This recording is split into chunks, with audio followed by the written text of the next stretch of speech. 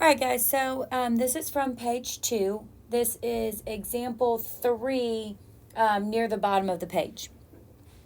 So the amount of money in cents in a jar contains D dimes, some quarters, and some nickels. If there are 5 times the amount of nickels as dimes and 4 times the amount of quarters as nickels. So first thing I do is I know that there are D dimes, and I'm going to rearrange this. That's the only variable that they have defined for me. I also know that the number of nickels, based on this second sentence, the number of nickels is 5 times the dimes equals the number of nickels. Which I also know, based on the last sentence, the quarters is 4 times as many quarters as nickels. So I can say 4 times the nickels equals the quarters. Now I need to do a little bit of algebra, if you will. The total number of cents in the jar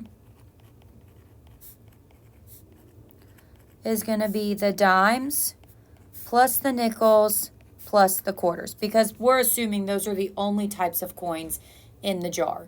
And now I can do a little bit of substitution.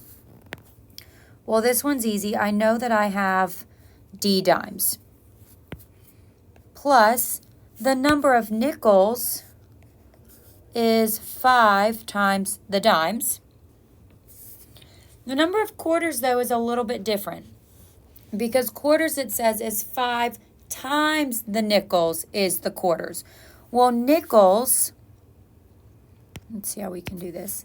Nickels is also 5 times the dimes. And so what I'm going to do is I'm going to replace nickels with 5D.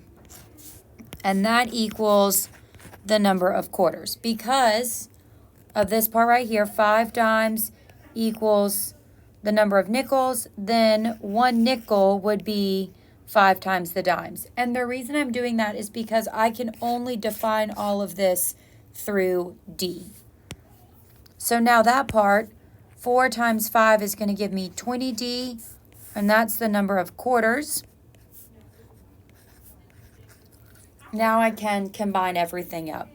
1D plus 5D plus 20D is going to give me a total of 26 times the number of dimes. That's going to be the total amount of money in the jar. Not the value of the money, the total number of coins. 26 times whatever the dimes amount is. And so that would be the final answer, 26D.